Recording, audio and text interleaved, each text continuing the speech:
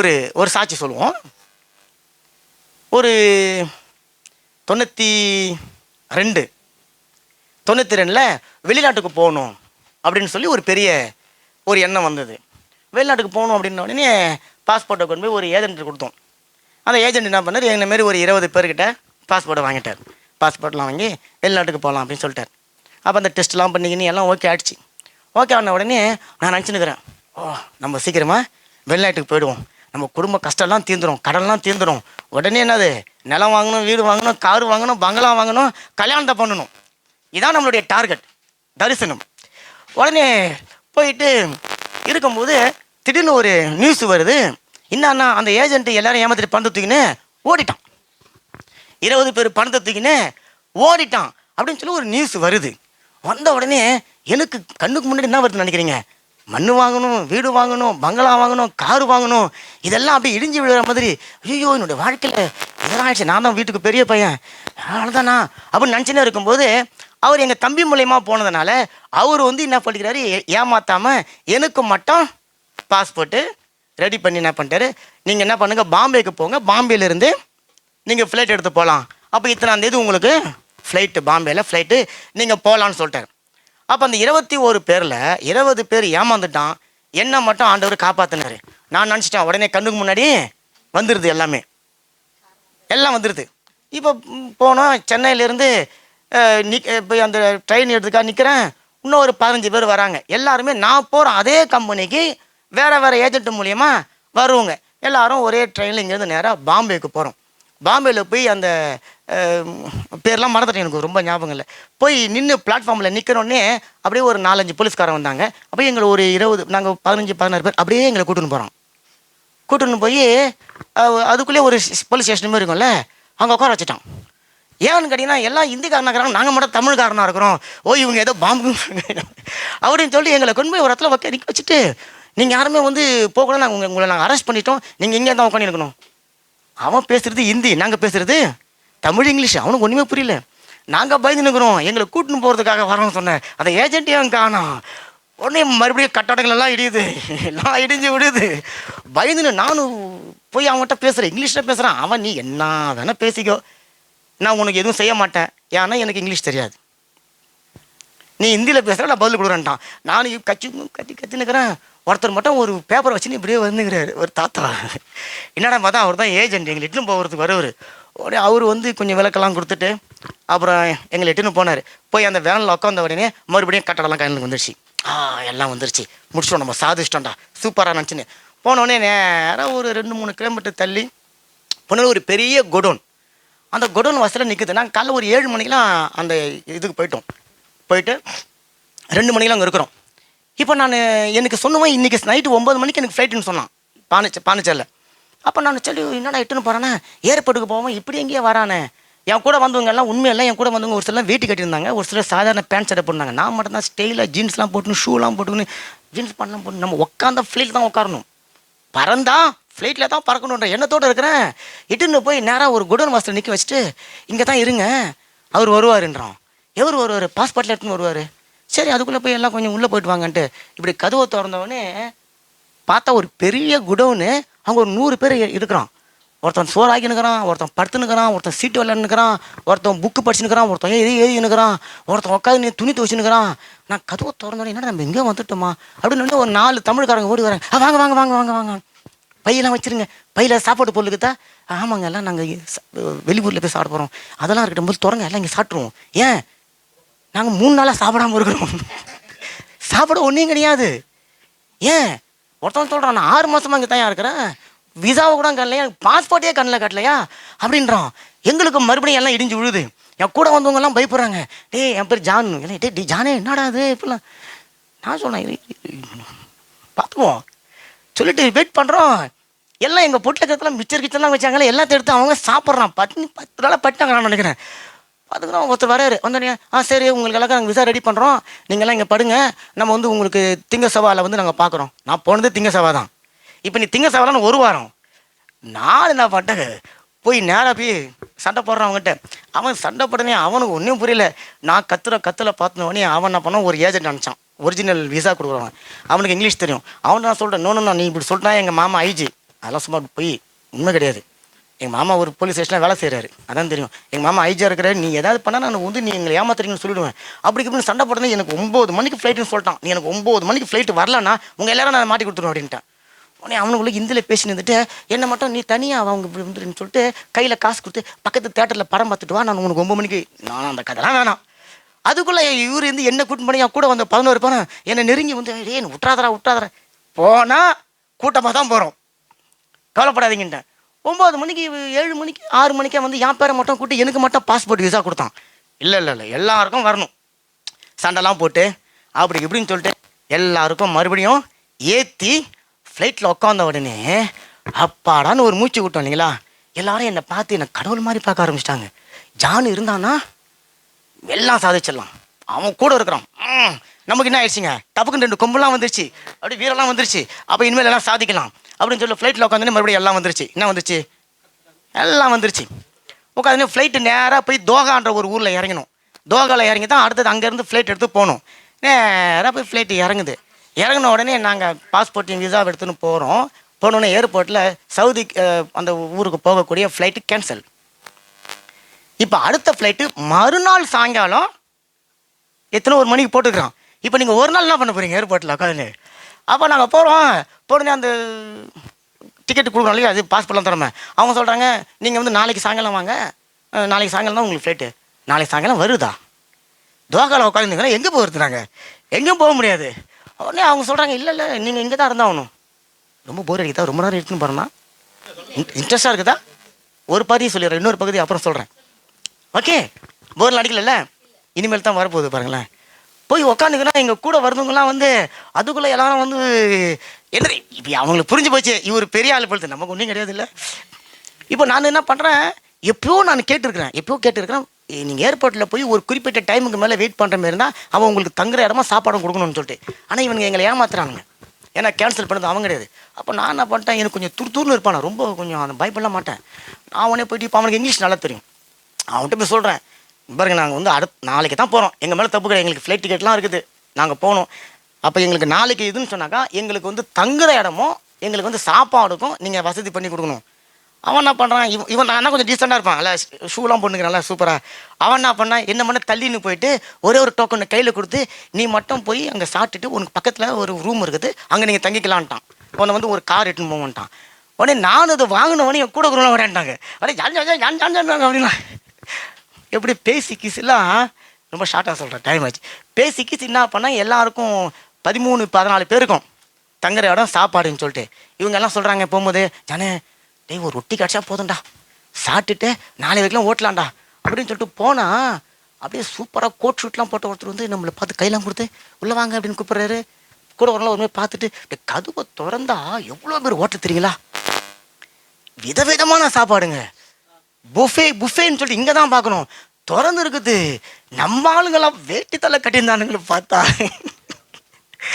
போய் தாறுமாறா சாப்பிட்றாங்க, தாறுமாறா குடிக்கிறாங்க, நல்லா அடித்து ஷாமா சாப்பாடு சாப்பிட்டுட்டு போட்டோன்னே எங்களை இட்டுன்னு போய் ஒரு 5 ஸ்டார் ஹோட்டலில் தங்க வச்சு மறுநாள் காலையில் சாப்பாடு, மறுநாள் மதியானம் சாப்பாடு, திரும்ப இட்டுன்னு வந்து ஃப்ளைட்டில் உட்கார வச்சோடனே மறுபடியும் கட்டடலாம் மனசில் வந்துருச்சு.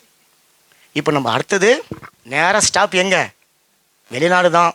இங்கே போன உடனே நம்ம வாழ்க்கையெல்லாம் முன்னேறிடும் அப்படின்னு சொல்லிட்டு போய் அந்த ஊரில் போய் சாயங்காலம் ஒரு 8 மணிக்கு இறங்குறோம். இறங்கின உடனே ஆளுக்கு ஒரு போர்வை, ஒரு தட்டு, ஒரு டம்ளரு, தலகாணியை கொடுத்துட்டு அங்கே போனீங்கன்னா ஒரு ரூம் இருக்கும், அங்கே நீங்கள் படுத்துக்கோங்க, நாளைக்கு பார்க்கலான்றான். என்னடா இது, நான் இந்த வேலைக்குன்னு சொல்லி வந்தால் ஒரு தட்டு ஜெயில் மாதிரி இருக்குதாடா அப்படின்னு சொல்லிட்டு வாங்கின்னு போனால் உண்மையிலே ஜெயில் மாதிரி தான். 12 படுக்கை 2 12 படுக்கை உள்ளே போய் படுத்தான். அவன் மேலே நார்த்து, இவன் மேலே நார்த்து, குடோன் மாதிரி இருக்குது. சரி அதெல்லாம் அட்ஜஸ்ட் பண்ணின்னு நைட்டு படுத்தா நாளை காலில் விடிஞ்சால் நம்மளுடைய வாழ்க்கை மாறிடும், இந்த லேசான உபத்திரவெல்லாம் நீங்கிவிடும். அடுத்தது எங்கள் அம்மா வராங்க, அக்கா வராங்க, அவங்க வராங்க, இவங்க வராங்க, கல்யாணம், புள்ள, வீடு, பங்களா எல்லாம் நாள் வச்சு கனவோடு படுத்துனுக்குறோம். மறுநாள் காலையில் வந்து கூப்பிட்றாங்க, யார் இங்கே, ஜான் எட்வர்ட், நானா, கம். போனோடனே கையில் ஒரு தொடப்பத்தை கொடுத்தாங்க, பிடிச்சிக்கோ, என்ன பண்ணோம், போ பெருக்கு. எங்கே பெருக்குது? அந்த கேம்ப் வந்து நம்ம குறப்பை மாரி அவ்வளோ பேர் ஊர் இருக்குங்க. அந்த கேம்ப்பு நிறைய வீடுங்க இருக்கும், 12-13 பேர் இருக்கும். தொடப்பத்தை கையில் கொடுத்து போய் பெருக்கடான்றான். நீங்கள் அவங்ககிட்ட ஒன்றும் பேச முடியாது, வயது நடுங்கிங்கன்னு எல்லாம் இஞ்சி விழுது. எங்கள் அம்மா வராங்க, அழுத முகமாக்குறாங்க, எங்கள் அப்பா வர அழுத முகமாக்குறாரு, எங்கள் அம்மா வாப்பா வாப்பான்னு கூப்பிட்றாங்க.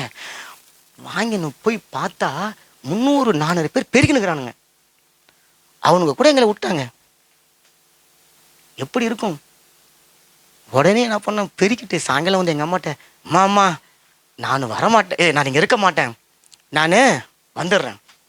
என்னாச்சு இந்த கதையெல்லாம் சொன்னோன்னு எங்கள் அம்மா சொல்லிட்டாங்க, நீ அங்கே நீ ஒரு நிமிஷம் இருக்கக்கூடாது, நீ டிக்கெட் போட்டுன்னு வந்துடு, போயிடு கீடு. உடனே எங்கள் அப்பா சொல்கிறாரு, நீ வந்துடுப்பா, ஆனாலும் நம்ம கொஞ்சம் கடன் வாங்கி காசு ஊருக்கு அனுப்பிச்சிருக்கிறோம், அந்த கடன் இருக்குது, பரவாயில்ல வந்துடு. சொந்தக்காரங்க நம்மளை பார்த்து ஏளனப்படுத்துவாங்க, ஆனால் வந்துடு. நீ அடுத்தது உனக்கு வாழ்க்கைக்கு ஆதாரம் ஒன்றும் இல்லை, நீ வந்துடு. அப்படின்னு நான் அர்த்தம், வராத, நீ வராதடா, நீ எதுக்கு? அப்போ நான் உடனே இங்கே எல்லாம் துருத்துன்னு பேசி ஜெயிச்சேன்ல, முடியாது. நேராக போய் அந்த கேம்புக்குன்னு ஒரு ஷேஃப் இருப்பார், அவர்கிட்ட போய் ஒரு பெரிய ஆள் இருப்பார், அவர்கிட்ட போய் சொல்கிறேன், இனி நான் ஒரு நிமிஷம் இருக்க மாட்டேன், நான் இந்த ஊரை விட்டு முன்னே போகணும், நான் போகிறதுக்கு எனக்கு டிக்கெட் கொடுங்க. அதெல்லாம் நான் டிக்கெட் கொடுக்குறேன், நீ காசு கொடு. ஏன் நீ வருது தான் உனக்கு டிக்கெட்டு, அதுவும் நீ வாங்கின்னு வந்த, திரும்ப போனால் நீ வேலை செஞ்சு சம்பாரிச்சு தான் போகணும், அப்போ நீ காசு கூட நான் டிக்கெட் தரேன் அப்படின்ட்டான். நீங்கள் மொழி தெரியாத ஊர். அப்போ நல்லா கவனிச்சுக்கோங்களேன், அந்த ஊரில் தான் அங்கே போனவனே தான் கடவுள்னு ஒருத்தர் இருக்கிறாரு. அதுக்கு முன்னாடிலாம் கடவுள்லாம் சும்மா பேர் தான் கிறிஸ்தவங்க. அப்போ தான் கடவுளை நோக்கி ஜெபிக்கணும் அப்படின்னு எண்ணமே வந்தது. அப்போ பாருங்களேன், மறுநாளே ஒரு வாரம் புலமலாலாம் ஆகமோ தான் எங்கள் அம்மாவுக்கு டெய்லி புலமையிலே இருப்பேன். புலமையிலே இருக்கும்போது 2வது பாட்டு போயிடுவோம், அதனால் இன்றைக்கி ரொம்ப போகல. புலமையிலே இருந்தேன்.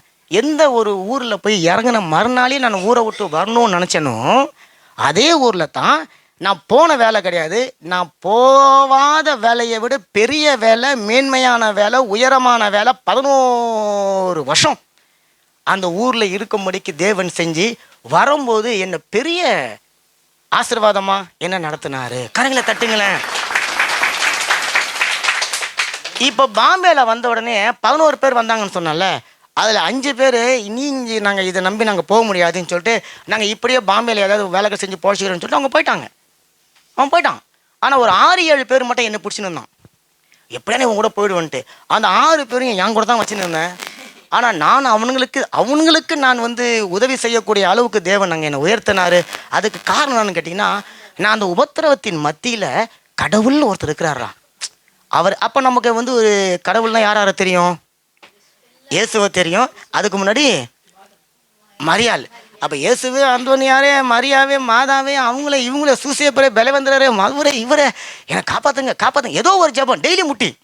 அப்போல்லாம் முட்டி போட்டு ஜெபம் பண்ணி பாருங்கள் தேவன். நான் வெறும் 550 ரியாலுக்கு போனேன் 30 வருஷத்துக்கு முன்னாடி. நான் திரும்ப அங்கேருந்து வெளியே வரும்போது 1600 யூரோ சம்பளத்தில் எனக்குன்னு தனி காரு, கோட்டு தான், டை தான், கம்ப்யூட்டர் தான் அப்படின்னு சொல்லி தேவன் உயர்த்தினதுக்கான ஒரே காரணம் தேவன் என்னை முன் குறித்தார். கரையில தட்டுங்களா. அப்போ இந்த உபத்திரவம் என்னை அழிக்க அல்ல, என்னை உருவாக்க. நான் அந்த உபத்திரவத்தில் கொஞ்சம் சோர்ந்து போய், கொஞ்சம் பின்வாங்கி, கொஞ்சம் தேவனை திட்டி, கொஞ்சம் தேவனை விட்டு நான் பின்வாங்கி நான் போயிருப்பேன் அப்படின்னு சொன்னான்னா 1600 திரும்ப மண், காரு, பங்களா, வீடு, அழகான மனைவி, 3 பிள்ளைங்க, ஃப்ரான்ஸு, ஒன்றும் கிடச்சிருக்காது. ஊழியம் ஒன்றும் கிடச்சிருக்காது. இதுக்கெல்லாம் வித்து எதுன்னு சொன்னால், ஆண்டவர் எனக்கு கொஞ்சம் உபத்திரவத்தை கொஞ்சம் அப்படி விட்டார்.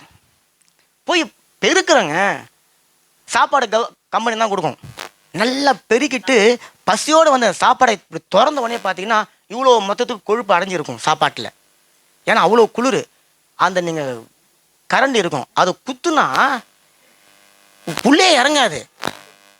சூடுதான் பண்ண முடியும். நீங்கள் பாலைவனத்தில் என்னதை சூடுதான் பண்ண போகிறீங்க? ஒன்றும் கிடையாது. அதை எடுத்து இப்படி வாயில் வச்சு ஒரு ஸ்பூன் சாப்பிட்டோன்னே வாயெல்லாம் ஒட்டிக்கும், அவ்வளோ கொழுப்பு அது. ஏன்னா அவனுக்கு கறியும் டெய்லி கோழி, ஆடு, மாடு ஒட்டி, நானும் அப்படியே அந்த சோத்தை கொண்டு போய் அப்படியே கொட்டிட்டு தண்ணியை குடிச்சிட்டு, ஆண்டவரே இது என்ன வாழ்க்கை, போயிட்டா சந்தோஷம். கையெல்லாம் வெடிச்சு ரத்தம் வரும், அப்படியே பெருக்கி நம்ம அதை வாரணும், கையால் வாரணும். நான் போனது நல்ல வேலை, புரியுதுங்களா? ஆனால் அங்கே என்னுடைய வாழ்க்கையில் என்னுடைய தரிசனத்தை நிறைவேற்ற ஒருத்தரை வச்சுருந்தாரு. ஆமேன்.